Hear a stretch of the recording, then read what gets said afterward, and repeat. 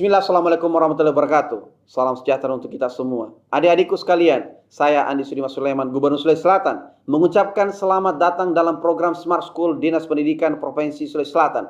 Hari ini adik-adik sekalian akan mengikuti pembelajaran hybrid dalam program Smart School. Aplikasi Smart School adalah sebuah pendekatan dengan tetap mengedepankan sebuah pendidikan dengan digital approaching untuk kemudian mengedepankan kualitas dan mutu pendidikan yang diterima siswa secara seragam di seluruh wilayah Sulawesi Selatan termasuk di pelosok-pelosok. Program ini bukan hanya memberikan kepada adik-adik sekalian pengalaman belajar yang baru, namun juga memberikan fasilitas kebutuhan dengan fitur bermanfaat seperti rekaman video pembelajaran yang dapat diulang, trik-trik penyelesaian soal, ujian-ujian serta sarana konsultasi pembelajaran dari guru-guru terbaik di Sulawesi Selatan.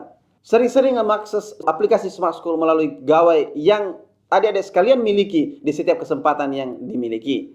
Untuk seluruh adik-adikku sekalian yang saya cintai, saya banggakan, selamat belajar dan semoga ilmu yang didapatkan bermanfaat untuk menambah pengetahuan pendidikan adik-adik sekalian. Salam kita pada salam. Assalamualaikum warahmatullahi wabarakatuh. Salam sejahtera untuk kita semua.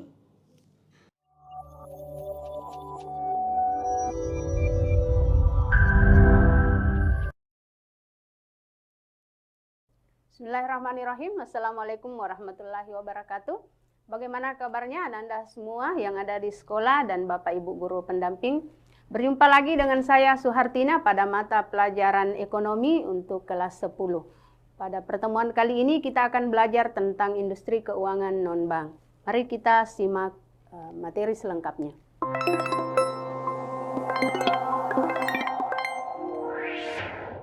Industri keuangan non-bank ini adalah materi di akhir semester, baik itu di kurikulum Merdeka maupun di kurikulum 2013.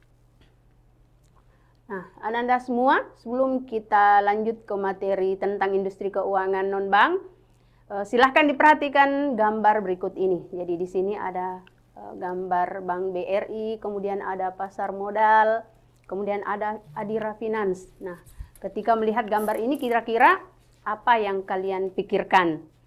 Ya. Nah, berdasarkan gambar di sini semua berkaitan dengan keuangan ya di dalam perekonomian. Jadi ini semua adalah lembaga keuangan. Nah, lembaga keuangan ini itu ada lembaga perbankan seperti di gambar tadi ada Bank BRI ya. Kemudian ada industri keuangan non-bank, ya. Ada juga tadi pasar modal.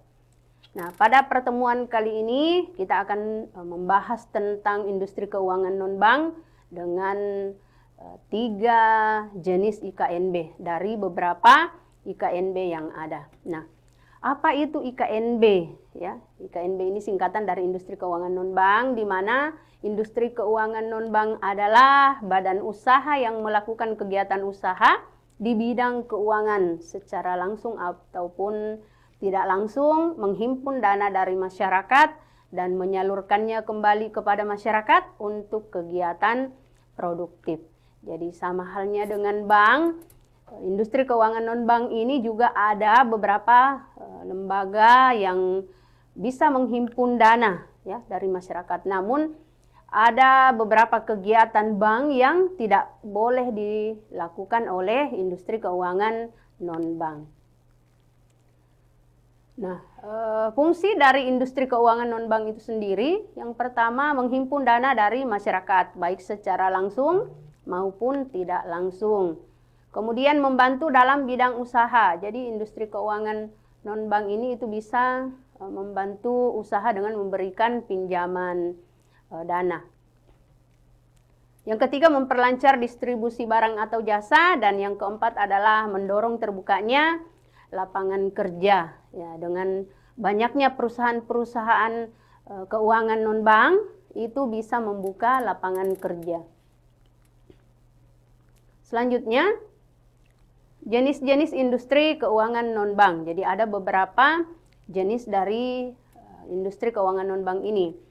Ada asuransi, kemudian ada dana pensiun, ada lembaga pembiayaan ya, fintech, kemudian lembaga keuangan mikro, dan ada lembaga keuangan khusus, di mana lembaga keuangan khusus ini ada beberapa jenis juga di dalamnya. Yang pertama ada Pegadaian, kemudian ada LPEI, Lembaga Pembiayaan Ekspor Indonesia, ada PNM, ya, Permodalan Nasional Madani, dan ada Dana Reksa serta pembiayaan perumahan sekunder, ya, atau nama perusahaannya adalah PT Sarana Multigria Finansial. Nah, pada pertemuan kali ini kita akan membahas 3 jenis dari industri keuangan non-bank. Ya, jadi tadi ada beberapa. Ya. Pada kesempatan kali ini kita akan membahas tentang asuransi, dana pensiun, dan lembaga pembiayaan. Ananda semua, berbicara mengenai asuransi, pastinya tidak asing lagi ya. Bahkan mungkin di antara Ananda semua sudah ada yang ikut asuransi, apakah itu asuransi pendidikan atau mungkin asuransi kesehatan. Ya, jadi sudah mengenal yang namanya asuransi. Menurut pasal 246 Kitab Undang-Undang Hukum Dagang atau KUHD, asuransi atau pertanggungan adalah suatu perjanjian dengan seorang penanggung, mengikatkan diri kepada seorang tertanggung dengan menerima suatu premi untuk pergantian kepadanya karena suatu kerusakan atau kehilangan keuntungan yang diharapkan, yang mungkin akan dideritanya karena suatu peristiwa yang tidak tentu. Ya, jadi mengikatkan ini pengambil alihan risiko. Jadi ketika ada risiko kerugian dan sebagainya, itu akan ditanggung oleh penanggung. Nah, siapa itu penanggung?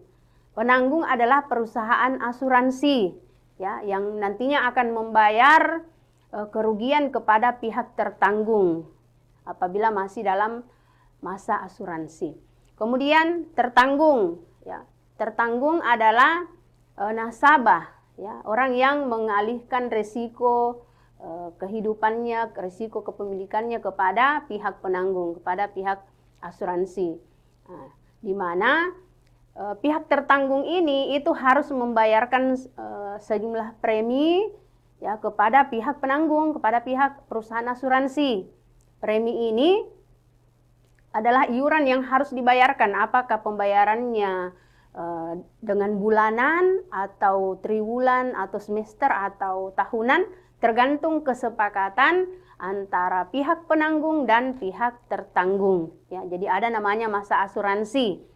Biasanya ada 5 tahun, 10 tahun, ya, itu masa asuransinya. Nah, di dalam kesepakatan itu dibuatlah dokumen yang namanya polis asuransi.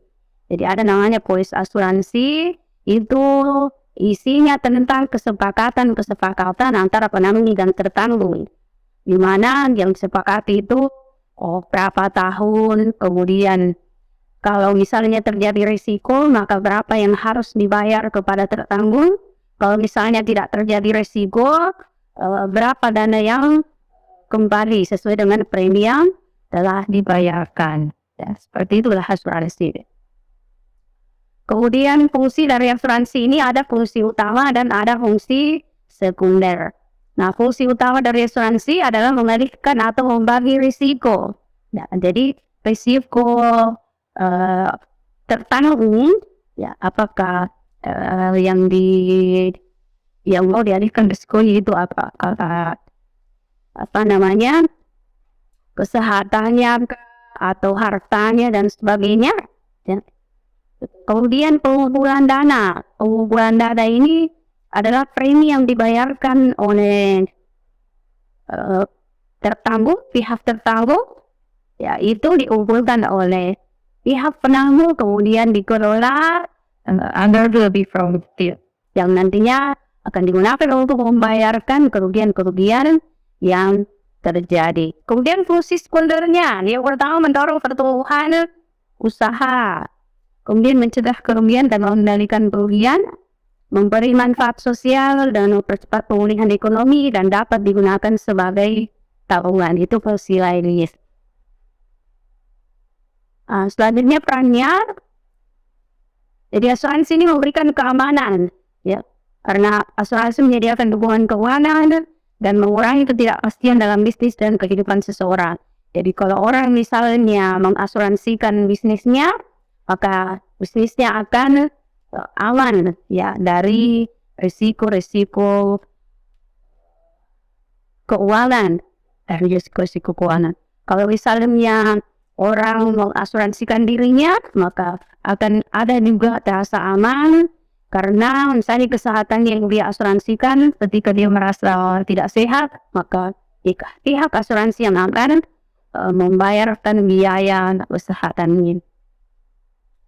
Yang kedua, menghasilkan sumber dana. Dari mana sumber dananya? Dari premi yang dikumpulkan nasabah, kemudian diinvestasikan. Jadi perusahaan asuransi menginvestasikannya dengan membeli surat berharga pemerintah atau saham-saham. Jadi semua premi yang dikumpulkan oleh nasabah itu dikelola oleh perusahaan asuransi. Kemudian mendorong pertumbuhan ekonomi. Ya, dengan adanya asuransi itu bisa mengurangi kerugian sehingga meningkatkan stabilitas keuangan dan mendorong aktivitas perdagangan.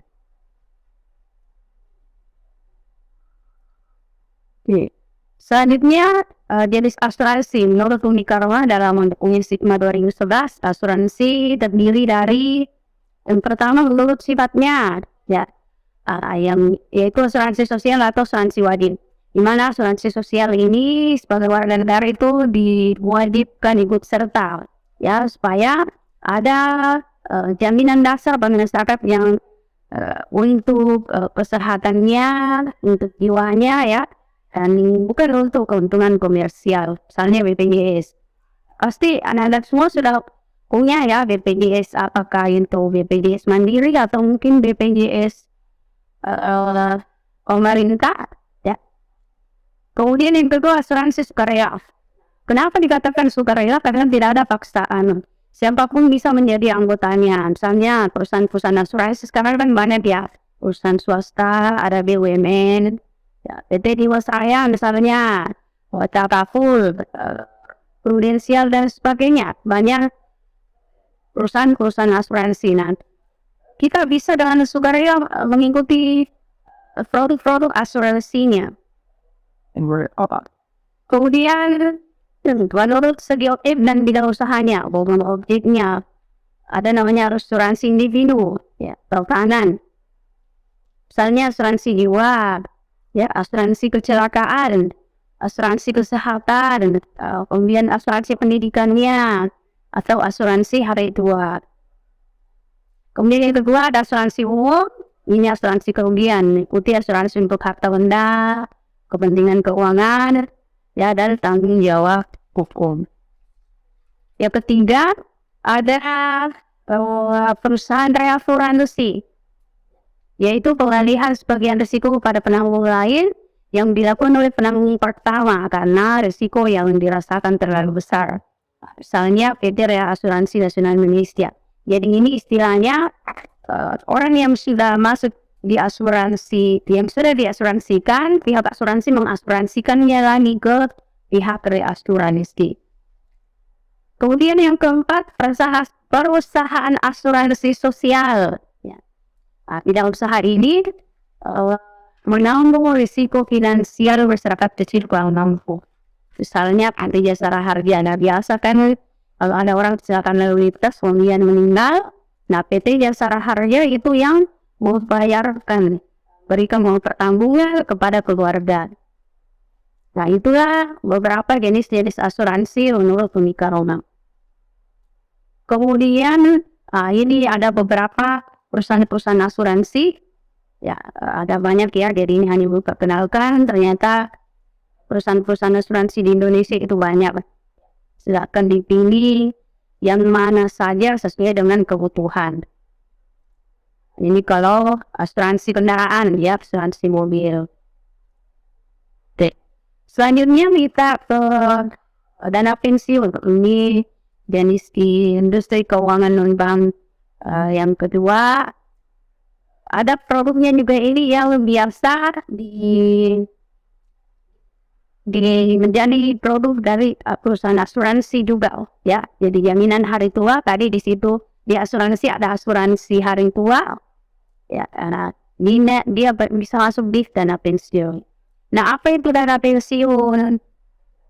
Menurut Undang-Undang Nomor 11 Tahun 1992, dana pensiun adalah badan hukum yang mengelola dan menjalankan program yang menjanjikan manfaat pensiun, ya, manfaat pensiun. Jadi ini pensiun itu kan ada umur tertentu, usia tertentu, batas manusia dianggap produktif, ya, orang itu bisa dianggap produktif. Nah, ketika sudah tidak dianggap produktif, maka tidak lagi bekerja, tetapi tetap mendapatkan manfaat pensiun, mendapatkan penghasilan yang meskipun tidak sama lagi dengan jumlah yang diterima pada saat masih produktif. Nah, lembaga dana pensiun itu sendiri adalah lembaga atau badan yang khusus mengurus dana pensiun dengan sumber dana dari yayasan atau perusahaan sebagai jaminan hari tua, ya, bagi anggota yayasan atau perusahaan yang bersangkutan. Jadi ini badan yang ngurus dana pensiun. Jadi misalnya di yayasannya ada 5 orang yang akan mengurus. Itu karyawan kan kadang kita tidak tahu bahwa ada iuran dana pensiun yang tidak bayar. Kenapa? Karena dikelola oleh yayasan atau tempat kita bekerja. Nah, tempat kita bekerja. Nah, Anda semua selama ini kan kalau berbicara mengenai dana pensiun yang kita ingat itu adalah PNS, ya.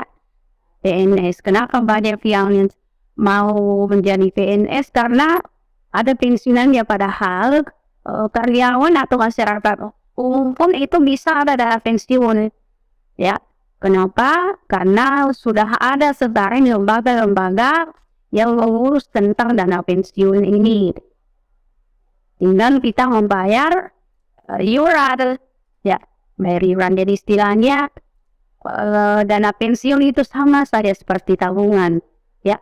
Kita sebenarnya menabung, hanya saja seperti tidak terasa karena bukan kita yang sudah langsung, tetapi pihak perusahaan tempat kita bekerja yang menyetorkan. Dan kalau misalnya PNS, pemerintah yang langsung menyetorkan.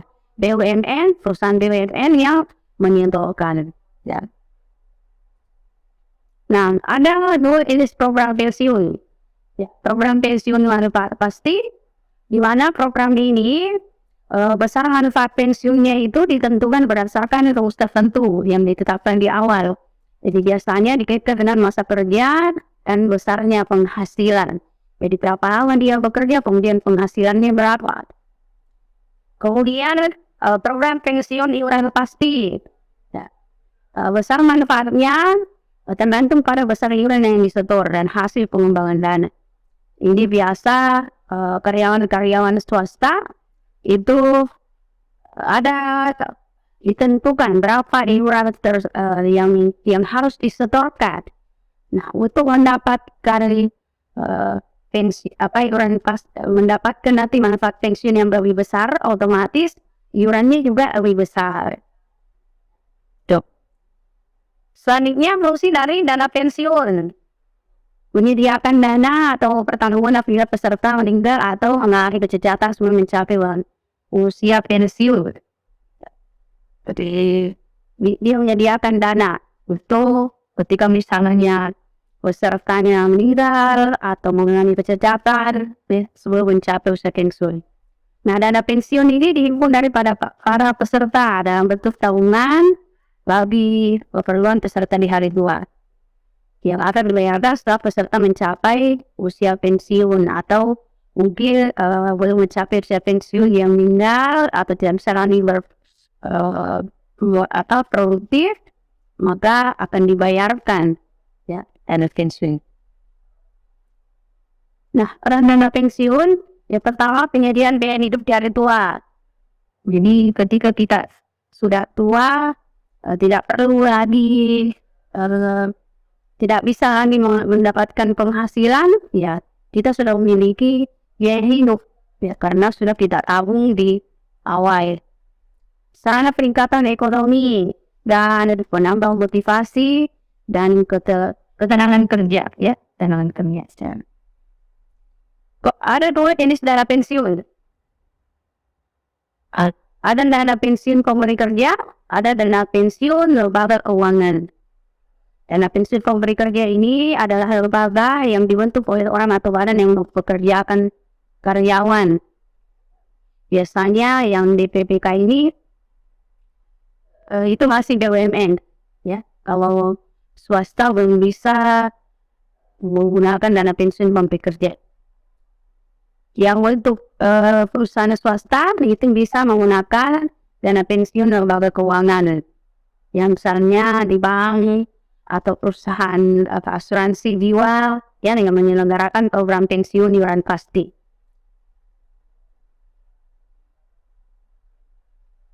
Oke, selanjutnya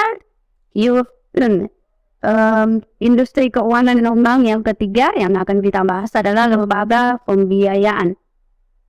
Di sekitar kita sangat banyak ya lembaga pembiayaan, bahkan mungkin dari Ananda semua ada yang sudah pernah bertransaksi, ya, misalnya mau membeli apa, kemudian pembayarannya mau diangsur, maka itu memilih salah satu lembaga pembiayaan.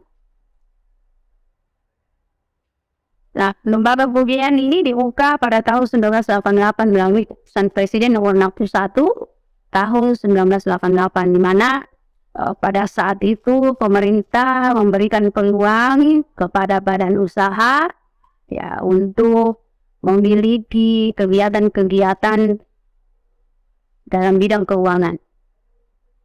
Menurut peraturan Presiden nomor 9 tahun 2009 mendefinisikan bahwa lembaga pembiayaan adalah badan usaha yang melakukan kegiatan pembiayaan dalam bentuk penyediaan dana atau barang modal, ya. Jadi melakukan kegiatan pembiayaan, apakah bentuknya menyediakan dana atau menyediakan barang modal. Ada beberapa jenis lembaga pembiayaan, ya. Jadi ada perusahaan pembiayaan, kemudian ada perusahaan modal ventura, dan ada perusahaan pembiayaan infrastruktur. Perusahaan pembiayaan ini sendiri adalah lembaga pembiayaan yang kegiatannya dalam hal sewa guna usaha, kemudian angel piutang, pembiayaan konsumen, dan usaha kartu kredit. Nah, kita lihat satu-satu. Sewa guna usaha yang biasa dikenal dengan istilah leasing. Kegiatan pembiayaan dalam bentuk penyediaan barang modal, baik secara sewa guna usaha dengan hak opsi maupun sewa guna usaha tanpa hak opsi, untuk digunakan oleh penyewa guna usaha yang biasa disebut lessee. Selama jangka waktu tertentu berdasarkan pembayaran secara berkala. Jadi intinya ini sewa guna usaha itu pembayarannya berkala, ya, pembayaran berkala. Jadi misalnya mau membeli kendaraan tetapi dananya tidak cukup, nah bisa menggunakan leasing, ya, kita hubungi dealer, kemudian nanti leasing yang akan membayar ke dealer, nanti kita membayar ke leasing, ya. Jadi istilahnya kita menggunakan perantara leasing yang memberikan barang itu menyewakan ke kita. Itu perusahaan pembiayaan. Dan ini beberapa contoh kegiatan sewa guna usaha, ya. Jadi pembiayaan kendaraan bermotor, kemudian pembiayaan perabot rumah tangga, ada perumahan, ada pembiayaan proyek dan alat produksi. Selanjutnya perusahaan pembiayaan ini adalah anjak piutang. Anjak piutang ini adalah jual beli piutang, ya, dalam operasinya mengacu kepada keputusan Menteri Keuangan nomor 1251 KNK 013 tahun 1998. Di situ disebutkan bahwa anjak piutang adalah badan usaha yang melakukan kegiatan pembiayaan dalam bentuk pembelian dan atau pengalihan serta pengurusan piutang atau tagihan jangka pendek suatu perusahaan dari transaksi perdagangan dalam atau luar negeri, ya. Jadi kegiatan anjak piutang ini itu ada perdagangan di dalamnya. Jadi konsumen membeli barang kepada suatu perusahaan secara kredit.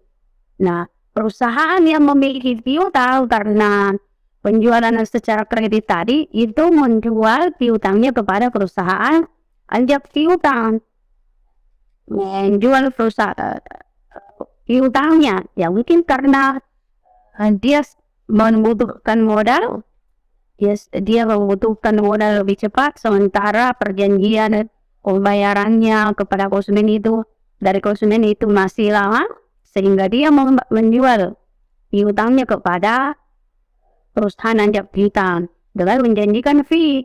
Ya bisa jadi dia memberikan diskon. Misalnya piutangnya kepada piutang dari si A misalnya itu 100 juta.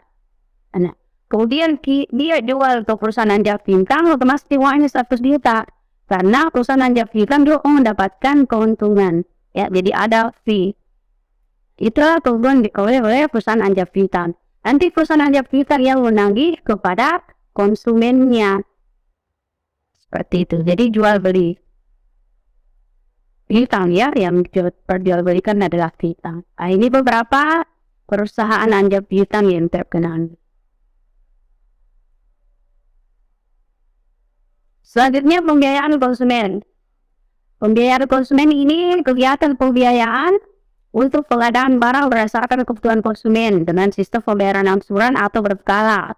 Ya, jadi tetap pembelian barang secara kredit, tetapi kegiatannya antara konsumen langsung dengan lembaga pembiayaan. Ya, jadi tidak lagi menggunakan perantara, ya seperti leasing. Nah, ini kalau misalnya konsumennya membutuhkan barang, dia langsung ke leasing, pembiayaannya. Kemudian yang keempat, perusahaan pembiayaan adalah usaha kartu kredit. Ya, kegiatan pembiayaan untuk pembelian barang atau jasa dengan menggunakan kartu kredit yang akan ditagihkan kemudian kepada pengguna oleh penerbit kartu kredit. Ya, biasanya yang kita kenal yang menerbitkan kartu kredit itu adalah bank ya. Nah, selain bank, ada perusahaan pembiayaan yang bisa mengeluarkan kartu kredit. Jadi konsumen berbelanja kemudian menggunakan kartu, nanti dia akan membayar tagihannya kepada penerbit kartu. Jadi ini selalu berkaitan dengan utang, memberikan juga. Karena pembayarannya selalu cicil. Oke. Kemudian jadi lembaga pembiayaan yang kedua, ada perusahaan modal ventura. Nah, venture berasal dari kata venture ya. Ventura berasal dari kata venture yang secara bahasa berarti sesuatu yang mengandung resiko, atau dapat juga diartikan sebagai usaha. Sehingga secara bahasa modal ventura adalah modal yang ditanamkan pada usaha yang mengandung risiko. Ya, artinya untuk perkembangannya itu ada risikonya, sehingga perusahaan-perusahaan modal ventura ini yang menyertakan modalnya kepada perusahaan-perusahaan seperti itu. Menurut keputusan Presiden nomor 61 tahun 1988, modal ventura adalah bisnis pembiayaan dalam bentuk penyertaan modal ke dalam suatu perusahaan yang menerima bantuan pembiayaan untuk jangka waktu tertentu. Jadi ini kegiatannya berikan pembiayaan dalam bentuk penyertaan modal ya kepada perusahaan-perusahaan. Tujuannya untuk menemukan dan merangsang usaha-usaha kecil dan menengah, serta memberikan berbagai macam bantuan yang diperlukan dengan tetap mengacu pada kaidah-kaidah perusahaan yang sehat. Dan yang kedua, membantu pengembangan usaha kecil dan menengah, ya dengan cara serta sebagai penyertaan modal pada perusahaan yang didirikan. Bisa juga membantu dalam hal feasibility studies perusahaan, jadi bagaimana merencanakan proyek-proyeknya perusahaan. Ya, itu dibantu oleh perusahaan modal ventura. Kemudian membantu dalam hal menyediakan dana dan sumber daya manusianya, serta membantu dalam pemasaran. Nah, itulah tujuan dari modal ventura. Selanjutnya, jenis lembaga pembiayaan yang ketiga adalah perusahaan pembiayaan infrastruktur. Ya.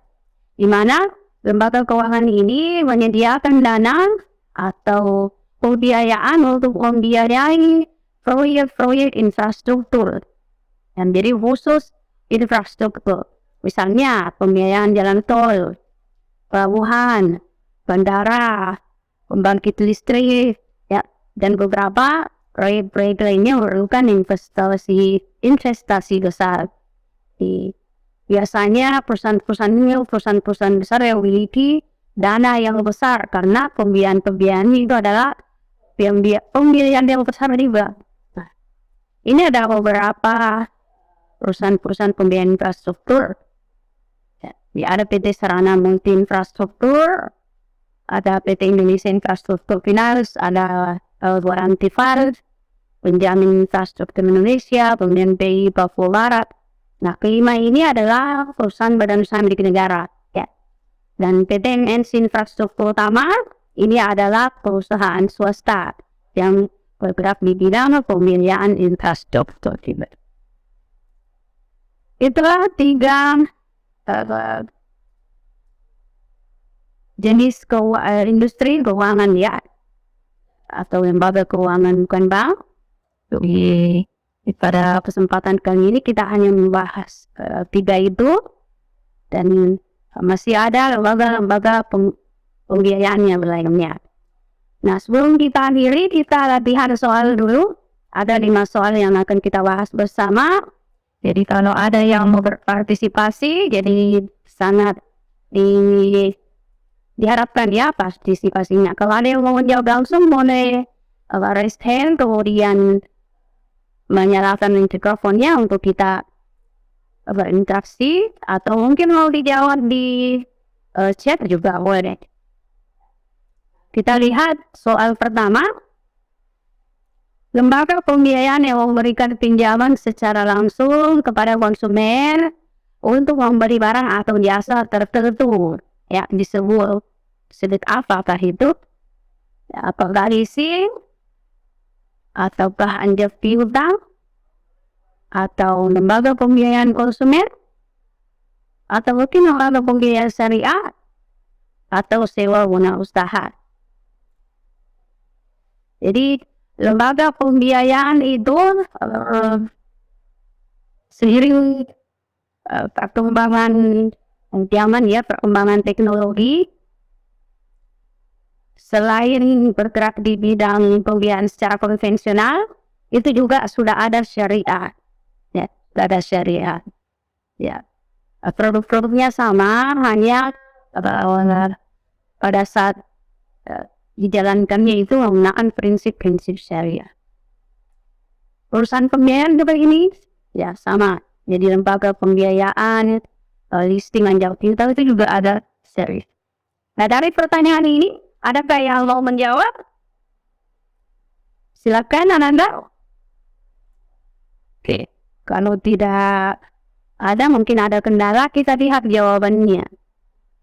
Jadi untuk soal latihan pertama, lembaga pembiayaan yang memberikan pinjaman secara langsung kepada konsumen untuk membeli barang atau jasa tertentu itu adalah lembaga pembiayaan konsumen, ya. Di mana lembaga pembiayaan konsumen ini adalah bagian dari perusahaan pembiayaan, ya, selain leasing, anjak piutang, dan kartu kredit. Soal yang kedua, Tuan Zakaria membeli mobil Daihatsu. Pembeliannya dapat secara angsuran namun setelah kontrak ditandatangani, segala fasilitas dan kegunaan mobil sudah bisa dinikmati oleh Tuan Zakaria.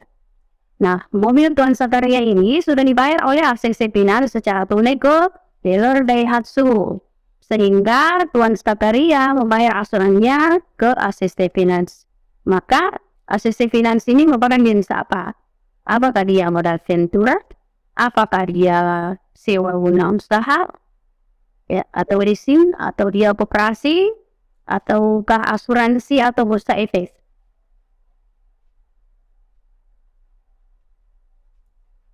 Oke, jadi kalau kita lihat yang pertama tadi itu pembiayaan secara langsung. Ya, kalau ini jadi melalui perantara. ACC Finance membeli mobil secara tunai di dealer, kemudian dia menyewakannya kepada Tuan Zakaria. Ya, jadi nanti Tuan Zakaria akan membayar kepada ACC Finance, maka dia adalah teristiri. Kemudian soal yang ketiga, ada beberapa tugas lembaga keuangan. Nah, yang ditanyakan di sini adalah tugas dari anjak piutang.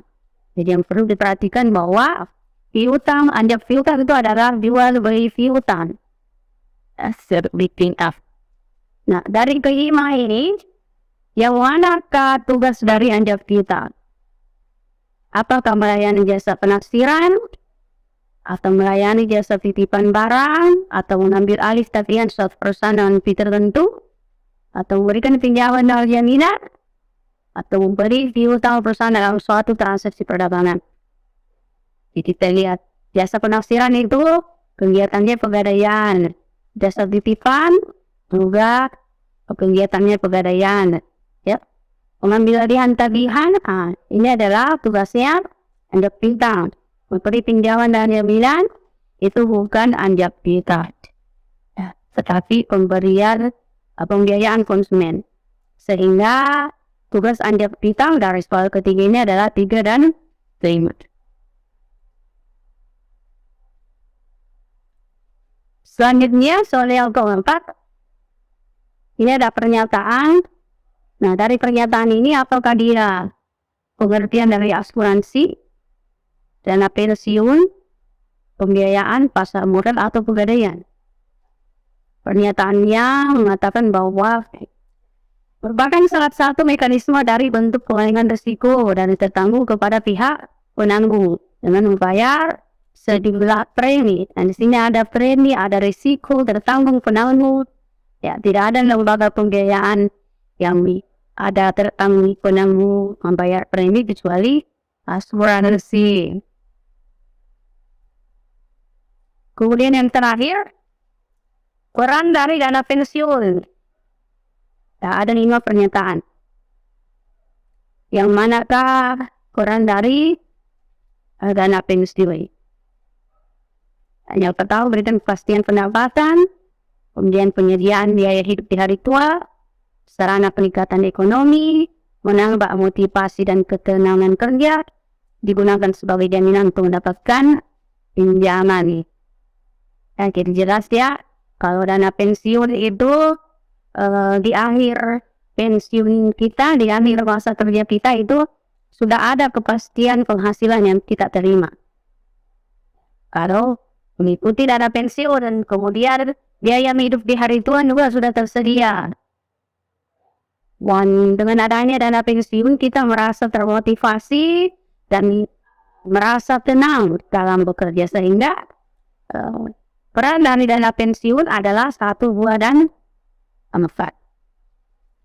Oke, anak-anak semua, selesai pembahasan kita tentang industri keuangan pantau dengan 3 jenis, yaitu asuransi, dana pensiun, dan lembaga pembiayaan.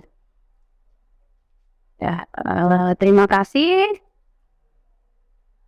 Sebelum saya akhiri, saya bacakan dulu sukses adalah keberhasilan yang Anda capai di dalam menggunakan talenta yang telah dimiliki.